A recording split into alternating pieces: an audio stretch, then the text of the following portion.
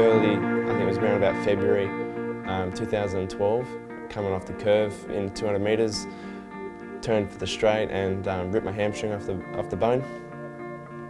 And I remember having surgery on it and the surgeon saying, well, we're not 100% sure where you're going to end up at. I sort of never really accepted that. I never really thought that I wasn't ever going to get back to it, even to the degree of that. He just sort of said, and I said, yeah, okay, whatever.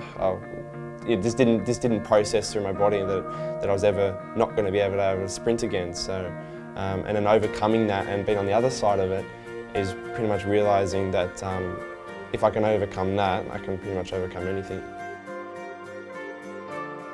Originally in 2013, early 2013 in January, we got the privilege to go over there and work with Mr. Wilson for 2 weeks, I think it was, and just being in that environment and understanding how his philosophy around the track is just great, and you can bring that back to your own training. And I got to meet up with him at the World Relay Championships, at the IWF World Championships in Moscow, and he's still giving me out support and belief that I can make it to the top. So in order to better my best, I've had to do a lot of sacrificing, both financially, emotionally, and all that. Earlier, last year, we had the privilege of bringing out Xavier Brown, a former athlete in Jamaica and also now a coach who's worked under Glenn Mills and Maurice Wilson, and he came out here for 3 months just to pretty much work with me and James Kermond to really just refine our skills and remember what we've learned in Jamaica. And he was a great help. He gave both me and my coach a lot of advice on how to approach things, worked with different sessions, and really just made me a better, well-rounded athlete. Yeah, Glenn Mills is exactly the same.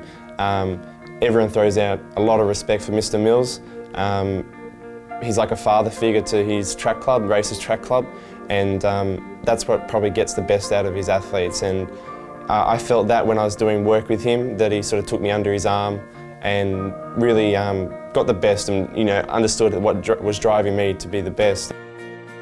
Before going to Jamaica and seeing Bolt train, that we all thought it was a lot of raw talent, there was a lot of just genetics there. And it wasn't until we got there and we spoke to Bolt and got to see him lying on the track screaming in pain and agony that we sort of respected the work that he has to do to be the best.